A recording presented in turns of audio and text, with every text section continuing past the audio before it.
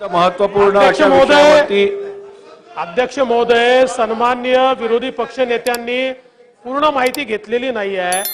40 तालुके हे केंद्र सरकारच्या निकषाप्रमाणे त्या ठिकाणी दुष्काळी घोषित झाले, जे निकषापासून नाही पण नुकसान झालेलं आहे। राज्य सरकारने सांगितलं आम्ही आमच्या पैशातून त्यांना मदत करू आणि त्या ठिकाणी 1200 मंडळ यांना आपण दुष्काळ सदृश घोषित केलं। ज्यांना दुष्काळी घोषित केलं त्यांना जे मिळणार आहे तेच दुष्काळ सदृशला मिळणार आहे। कुठेही आम्ही अध्यक्ष महोदय भेदभाव करणार नाही। शेतकऱ्यांच्या पाठीशी उभं राहणारं सरकार आहे। माननीय मुख्यमंत्र्यांनी मागच्या वर्षी देखील अध्यक्ष महोदय 10,000 कोटी रुपये शेतकऱ्यांना मदतीपोटी दिले।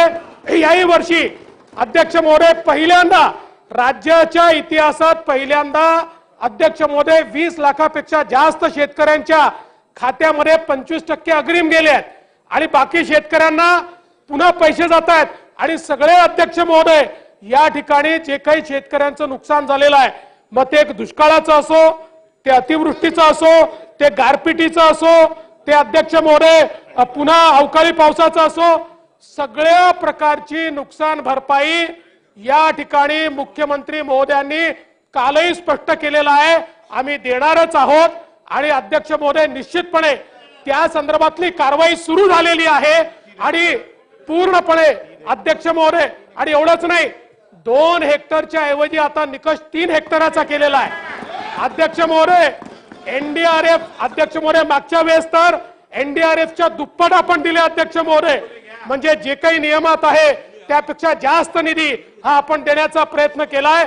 आजही अध्यक्ष महोदय कुठल्याही परिस्थितीत महायुतीचं सरकार शेतकऱ्याच्या पाठीशी उभं राहील आणि या अडचणीच्या परिस्थितीमध्ये शेतकऱ्याला पूर्ण मदत हे सरकार करेल, हे माननीय विरोधी पक्ष नेत्यांना मी सांगू इच्छितो।